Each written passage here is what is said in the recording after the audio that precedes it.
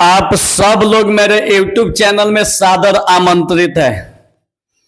आप लोग के उज्जवल भविष्य के कामना करते हुए मां सरस्वती से मैं यही प्रार्थना करूंगा कि आप स्टेट में टॉपर बने, अपने माँ बाप का नाम रोशन करें। लेकिन ध्यान रखिएगा कि आपके माँ आपके बाद अब टॉप करने के लिए सिर्फ 3 माह, सिर्फ और सिर्फ 3 माह टाइम बचा हुआ है। या तो टॉप कर जाओ और नहीं तो दूसरों को टॉपर बनने का मौका दे दो। अगर आप टॉपर बनना चाहते हैं तो कम से कम 18 घंटा पढ़ना चालू कर दो। ट्यूशन अगर नहीं है तब, ट्यूशन है तो ट्यूशन का टाइम छोड़ के कम से कम 8 या 9 घंटा टाइम दीजिए घर पर। कम से कम दीजिए, इससे कम मत दीजिए, तब जाके टॉपर बनिएगा। एक और बात है कि टॉपर बनने के लिए वही चीज पढ़िए जो एग्जाम में आप लोग से पूछा जाएगा। जो एग्जाम में नहीं पूछा जाएगा उसको छोड़ते जाइए। सब पढ़ना जरूरी नहीं है, जरूरी यह है कि आप लोग को पढ़ना क्या है। आप लोग को हार्डवर्क नहीं करना है, स्मार्ट वर्क करना है। स्मार्ट वर्क सबसे जरूरी है कि क्या छोड़ना है और क्या पढ़ना है। जिस दिन इसकी नॉलेज हो जाएगी तो आपको टॉपर बनने से भगवान भी नहीं रोक सकते। तो चलिए शुरुआत करते हैं। अभी तो सिलेबस चल रही है, क्लास 12th का आज का क्लास है बिहार बोर्ड वालों के लिए। चैप्टर चल रहा है 11 चैप्टर, त्रिविमीय ज्यामिति। अब यहां पर देखिएगा, आज के क्लास में हम लोग शुरू करने वाले हैं एक्सरसाइज 11.3। 11.3 हम लोग चालू करने जा रहे हैं। आज हम लोग देखिए इसके पीछे वाले वीडियो में आप लोग को बतलाया जा चुका है 1 से लेकर 3 तक। आज हम चौथा पढ़ाने जा रहे हैं, क्वेश्चन नंबर 4। तो देखिए क्वेश्चन नंबर 4, ध्यान से बाबू देखिएगा।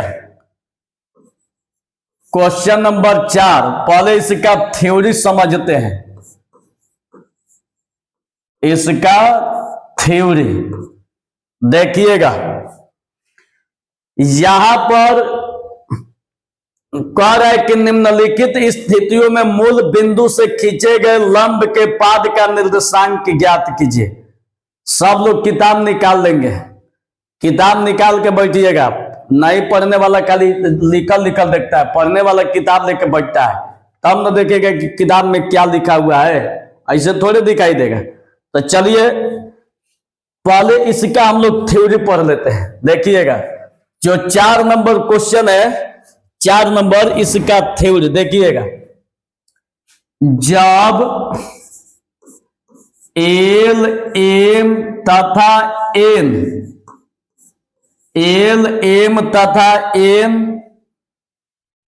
दिक कोसाइन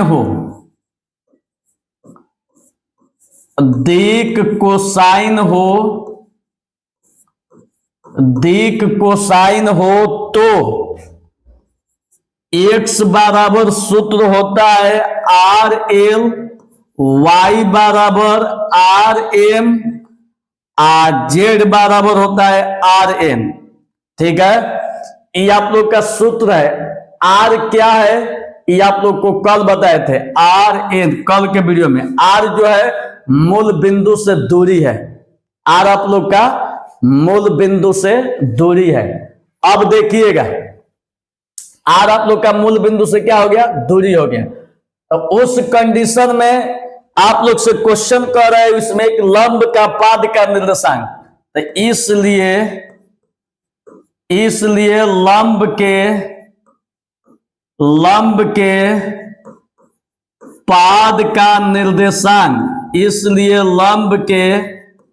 पाद का निर्देशांक, तो निर्देशांक हमेशा x y z होता है।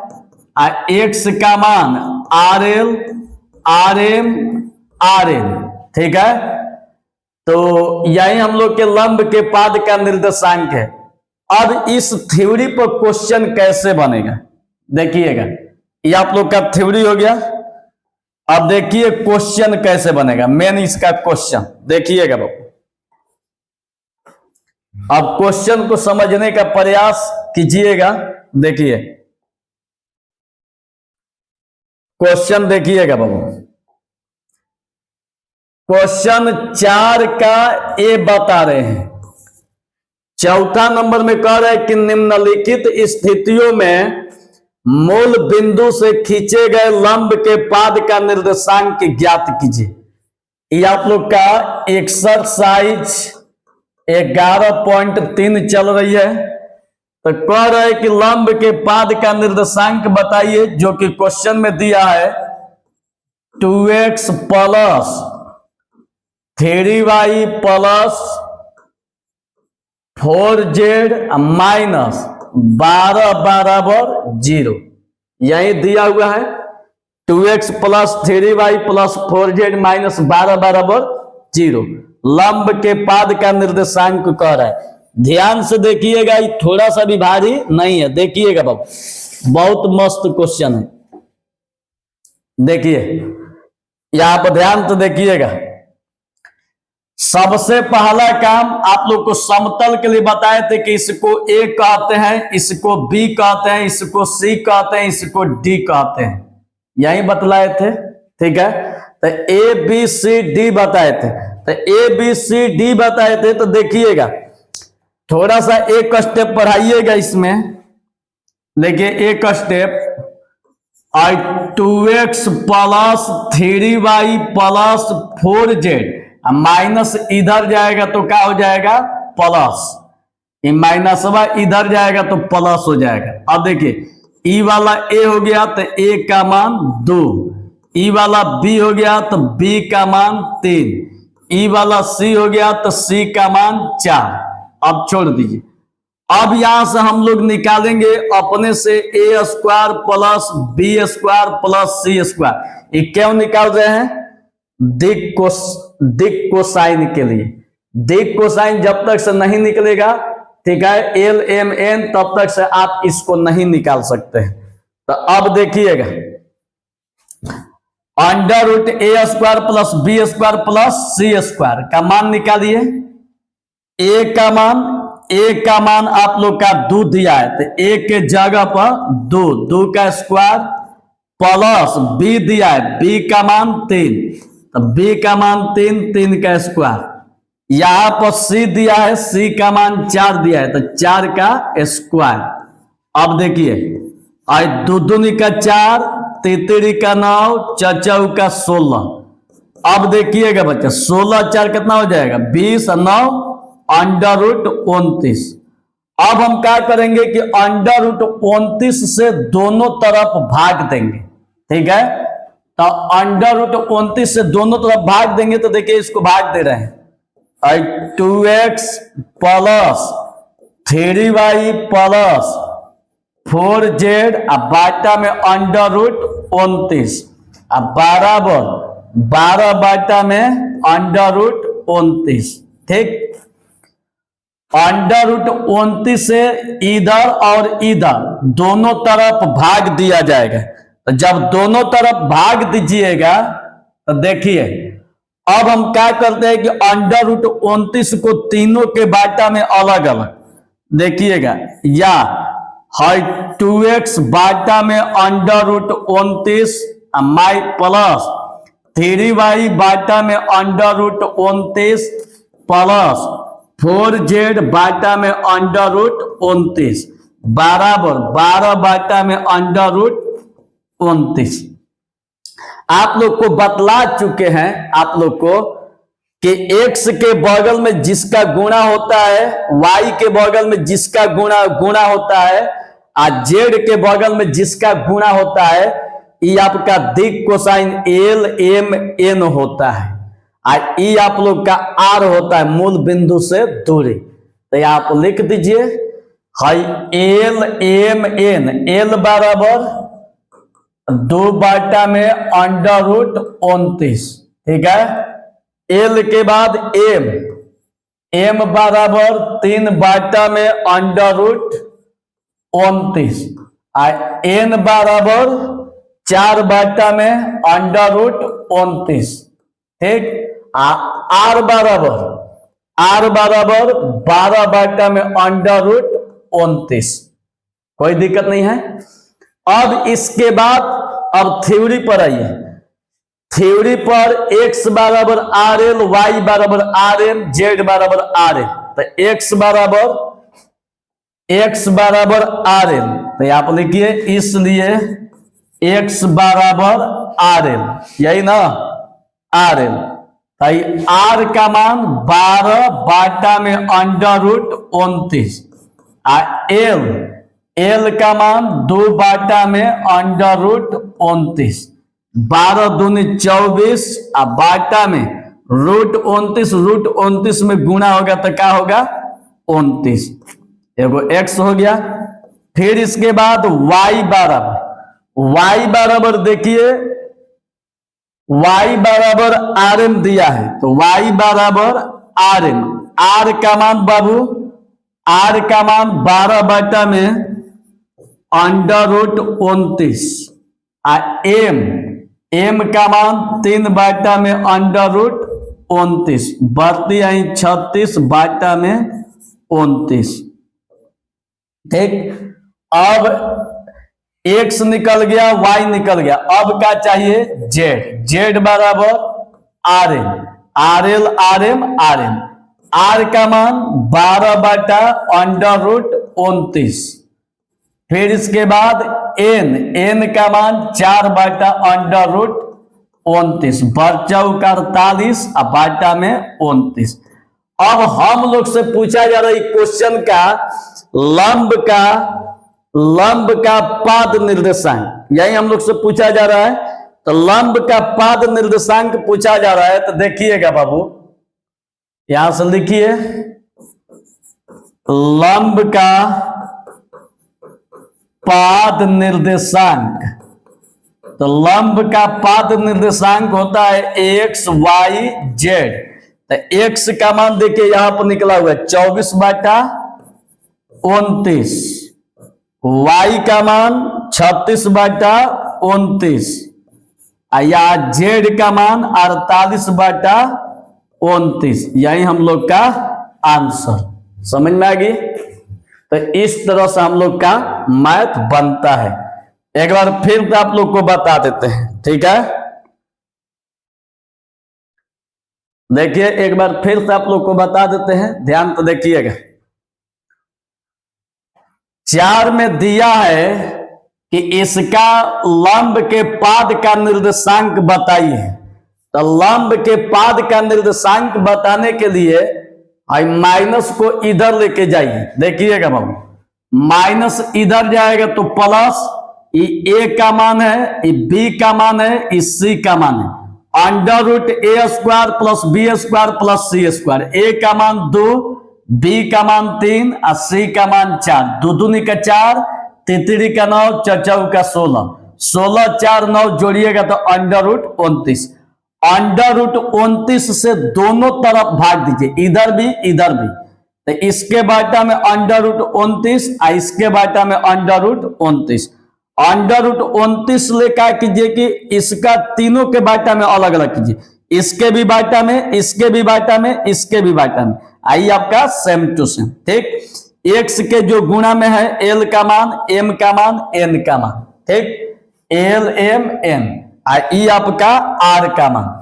अब एक्स बराबर सूत्र होता है आर एल, तो आर का मान 12 अंडर रूट 29, एल का मान 2 अंडर रूट 29, 12 दूनी 24, इसको गुणा कीजिएगा तो रूट खत्म 29। उसी तरह y का मान निकाल दीजिए, उसी तरह z का मान निकाल दीजिए। लंब का पाद निर्देशांक एक्स वाई जेड होता है, x का मान 24/29, y का मान 36/29 और z का मान 48/29। एकदम क्लियर? चलिए तो इसको बना लीजिए, यही आप लोग का आंसर। अब इसके बाद आते हैं क्वेश्चन नंबर 5 पर।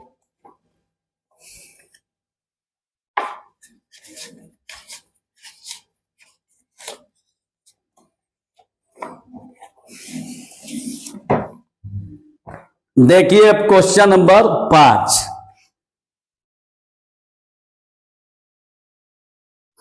देखिए अब पांचवा क्वेश्चन आप लोग को बता रहे, ध्यान तो देखिएगा बाबू। पांचवा के लिए एक थ्योरी है, पांचवा के लिए एक थ्योरी है। देखिए थ्योरी क्या है। एक बिंदु जिसका स्थिति सदिश, एक बिंदु जिसका स्थिति सदिश, एक बिंदु जिसका स्थिति सदिश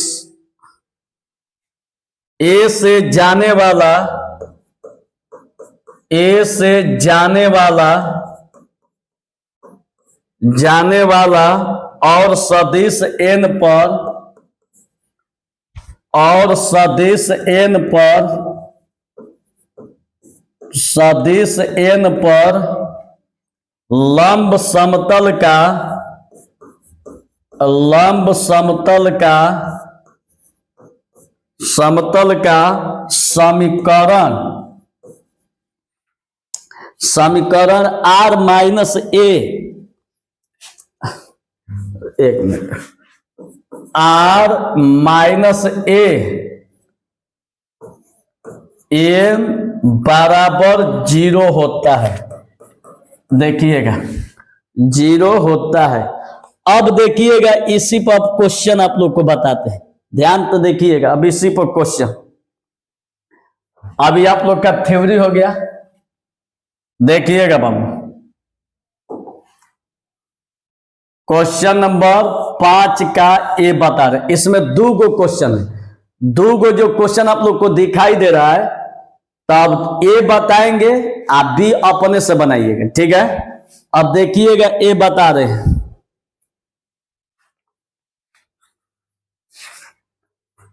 देखिए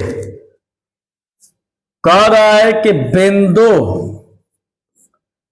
बिंदु 1 0 माइनस 2 से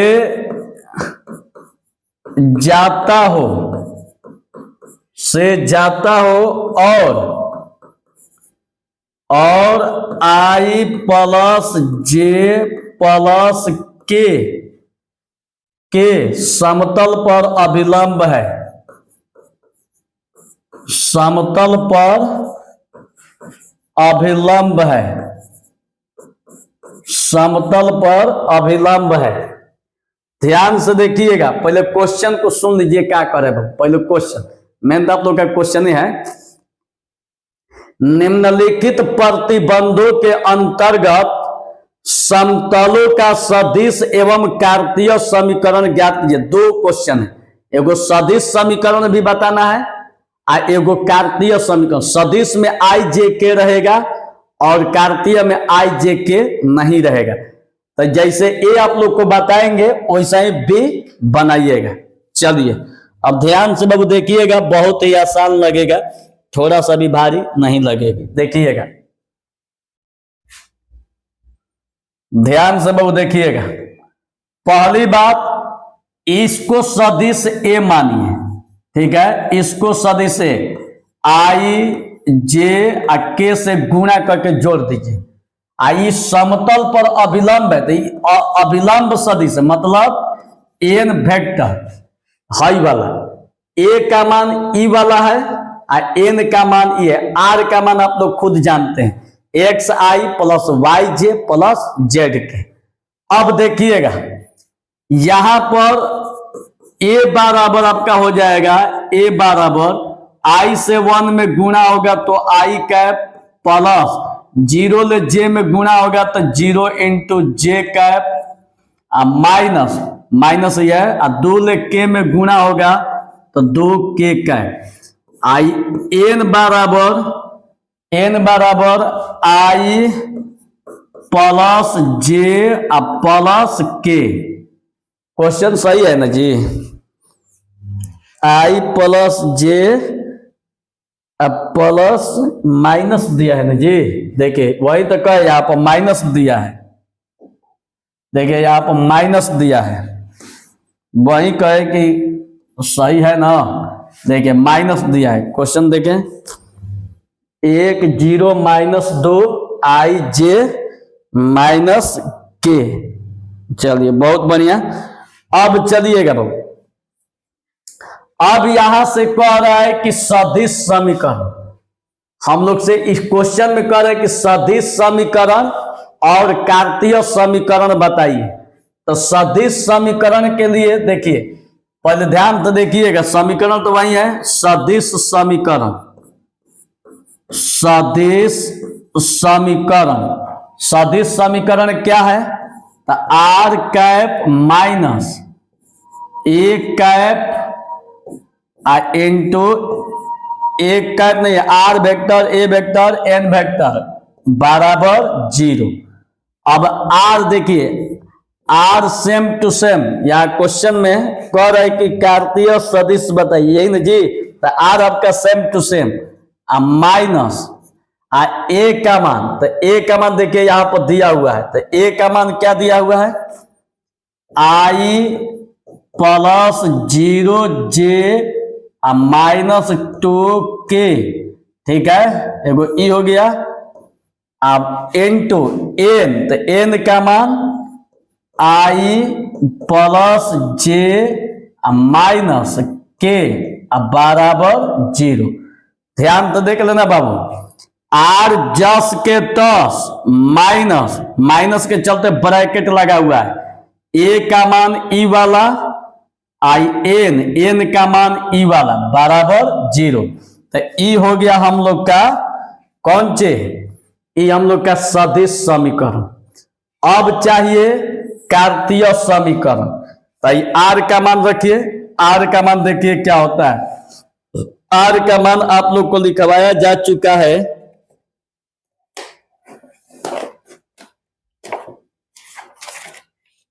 आर का मान आप लोग का लिखवाया जा चुका है। पहले आप लिख दीजिए कार्तीय समीकरण। कार्तीय समीकरण देखिए, आर का मान एक्स आई कैप प्लस वाई जे कैप जेड के कैप। आर का मान, आर के जगह पर आर का मान माइनस, ठीक है, माइनस, ठीक। अब यहां से ब्रैकेट को तोड़ते हैं, माइनस आई आई माइनस प्लस कितना हो जाएगा minus 0 dot J cap minus minus plus 2 के कैप। अब फिर इसके बाद आई प्लस जे माइनस के बराबर 0, ठीक। अब यहां पर देखिएगा, यहां आई है तो आई कॉमन लीजिए, यहां पर जे है तो जे कॉमन लीजिए, यहां पर के है तो के कॉमन लीजिए। तो देखिएगा बाबू, आई दोनों में है तो आई कॉमन लीजिए, तो आई कॉमन लीजिएगा तो यहाँ क्या बचेगा एक्स, यहां से आई हटाइएगा तो -1। और जे दोनों में है तो जे कॉमन लीजिएगा, तो जे हटाइएगा तो वाई, यहां से जे हटाइएगा 0। यहाँ के दोनों में है तो के कॉमन लीजिएगा, तो के हटाइएगा तो जे प्लस 2। अब देखिए, अब देखिएगा ई वाला तो आपका same to same, I plus J minus K बराबर 0। अब अपने से सोचिएगा, आई का डॉट आई के साथ, चूंकि डॉट है तो आई का आई के साथ, जे का जे के साथ और के का के साथ।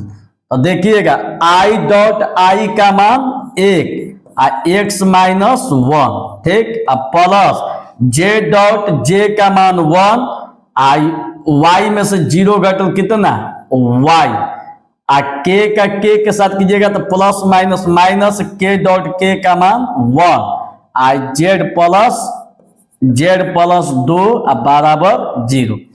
अब देखिए बाबू, हाई 1 से टोटल में गुणा कीजिएगा तो 1 एक्स में गुणा होगा एक्स माइनस 1, प्लस 1 से वाई में गुणा कीजिएगा वाई माइनस जेड माइनस 2 बराबर 0। अब भाई X plus Y minus Z, -1 -2 -3 अब बराबर 0, यही हम लोग का आंसर। ठीक है, तो ये हम लोग का था समतल समीकरण, कार्तीय समीकरण। आपका मर्जी है तो एक स्टेप और बढ़ा सकते हैं, X plus Y minus Z minus Y इधर जाएगा तो प्लस। समझ में आ रही है?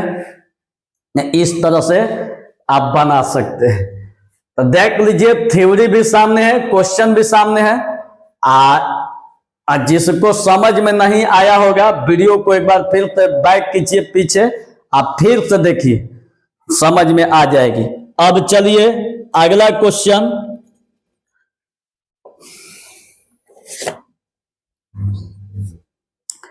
देखिए। अब इसके बाद अगला क्वेश्चन की तरफ बढ़ते हैं। तो सातवां के लिए एक थ्योरी है। देखिए सातवां के लिए थ्योरी क्या, बहुत बेजोड़ थ्योरी है। देखिए क्वेश्चन में क्या कर रहा है, समतल 2x plus Y minus Z बराबर 5 द्वारा काटे गए अंतःखंडों को ज्ञात कीजिए। ठीक है, अंतःखंड को ज्ञात करने के लिए कह रहा है। देखिए कितना जबरदस्त क्वेश्चन है। तो अंतःखंड को ज्ञात करने के लिए कह रहा है, तो इसका देखिए थ्योरी क्या है, ध्यान तो देखिएगा। समतल के समीकरण का अंतःखंड, समतल के समीकरण का अंतःखंड, अंतःखंड रूप होता है x by A plus Y by B plus Z by C बराबर 1 होता है, 1 होता है। जहां ए बी तथा सी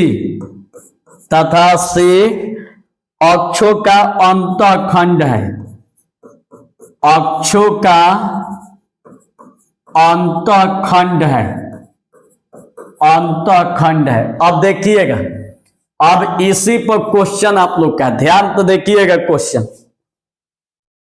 देखिए कितना मस्त क्वेश्चन है। कह रहा है कि समतल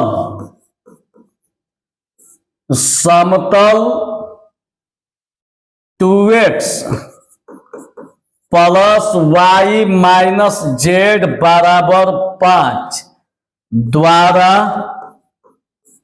द्वारा काटे गए अंतःखंडों को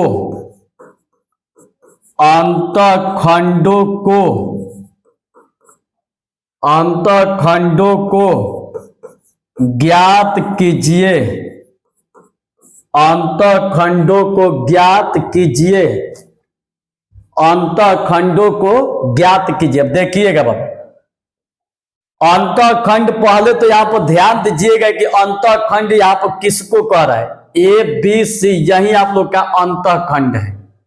ए बी सी यही आप लोग का अंतःखंड है। तो अब भाई इसको, क्वेश्चन को इस रूप में कैसे बदला जाए, यही तो मेन सॉल्यूशन है। तो कैसे बदला जाए, तो देखिए आसान तरीका, हल देखिए कितना आसान है। सबसे पहला काम, क्वेश्चन को लिखिए 2x plus Y minus Z बराबर 5। सबसे पहले क्वेश्चन को लिख दीजिए, यहां से 5 को हटाइए तो 5 इधर लाइएगा तो बाटा में चला जाएगा। 2x plus Y minus Z, अब बाटा में 5, इधर कुछ नहीं बचा तो 1। ठीक है, कारण कि 5 ले 1 में गुणा होगा तो कितना होगा, 5 हो जाएगा। तो ई वाला तो जस के तस, 5 इधर लाइएगा तो बाटा में यहाँ पर कुछ नहीं बचा तो 1। अब 5 तीनों के बाटा में अलग अलग, तो 2x बाटा में 5, y बाटा में 5 माइनस जेड बाई 5 बराबर 1। अब देखिए, लेकिन यहाँ पर ध्यान देने वाली चीज है, एक्स वाई जेड में कोई भी गुणा में नहीं है, जबकि यहाँ पर x में 2 का गुणा है। तो x में जब 2 का गुणा है तो यहां से क्या करेंगे कि 2 को हटा देंगे। ध्यान तो देखिएगा, और जो 2 है x के जो बगल में 2 है इसको हटाएंगे तो कैसे हटेगा, तो x आई 2 को हटाएंगे तो 5 के बाटा में चला जाएगा। ठीक है, 2 5 के बाटा में चला जाएगा। फिर कारण क्या है कि फिर 2 से ऊपर गुणा करेंगे तो 2 ले, x में गुणा कीजिएगा तो 2x बाटा में 5 प्लस y बाटा में 5 माइनस z बाटा में 5। हम इसको ऐसे भी लिख सकते हैं, क्योंकि यहाँ पर प्लस है ना, तो प्लस है तो माइनस को यहाँ पर कर दीजिए बराबर 1। अब देखिएगा बाबू, अब देखिए आपको तो इतना तो समझ में आ गया कि ए बी सी अंतःखंड है। हम लोग से क्वेश्चन यही पूछा जा रहा है कि अंतःखंड बताइए। तो 5/2 5 माइनस 5 यही हम लोग का क्या है, अंतःखंड है। तो अंतःखंड बराबर 5/2 5 माइनस 5 यही हम लोग का आंसर। एकदम क्लियर। तो चलिए इसको उतार लीजिए। अब अगला क्वेश्चन बताते हैं, देखिएगा अगला क्वेश्चन इसका, देखिए आगे। अब इसके बाद अगला क्वेश्चन, क्वेश्चन नंबर 8। 8वां में देखिए क्या दिया है। 8वां में दिया है कि उस समतल का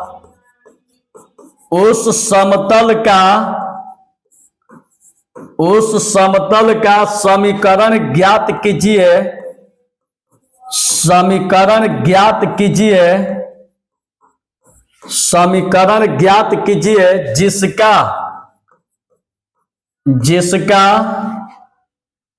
जिसका y अक्ष पर अंतःखंड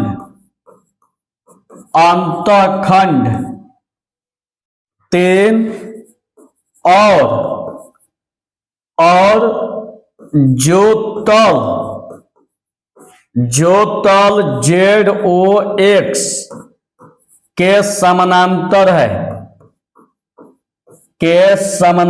है, ध्यान तो देखिएगा, के समानांतर है।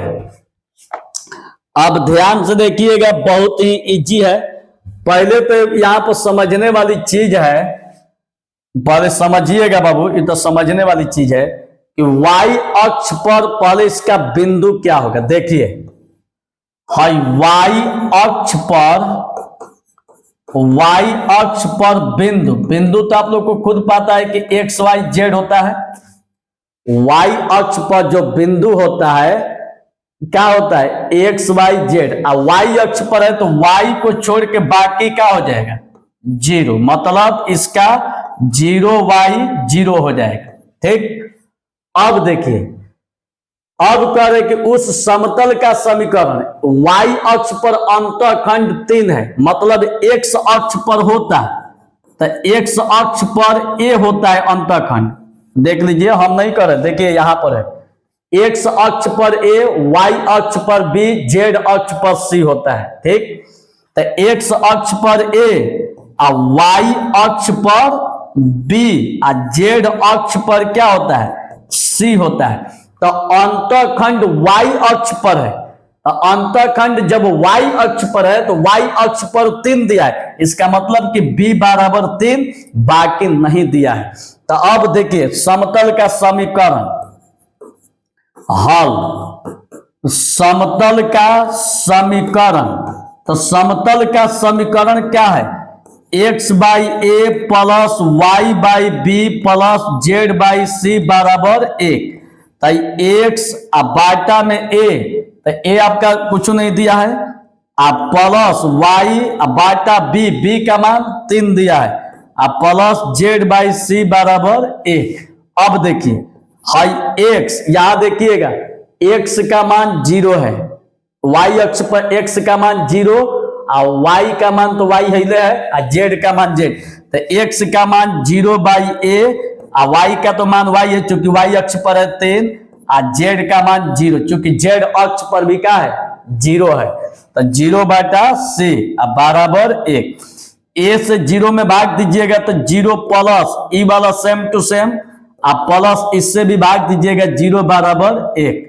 अब देखिएगा बाबू, अब 0 इसको जोड़िएगा तो y बटा 3 बराबर 1, या y बराबर 3 से 1 में गुणा कीजिएगा तो 3। यही हम लोग का आंसर। समझ में आ गया बाबू?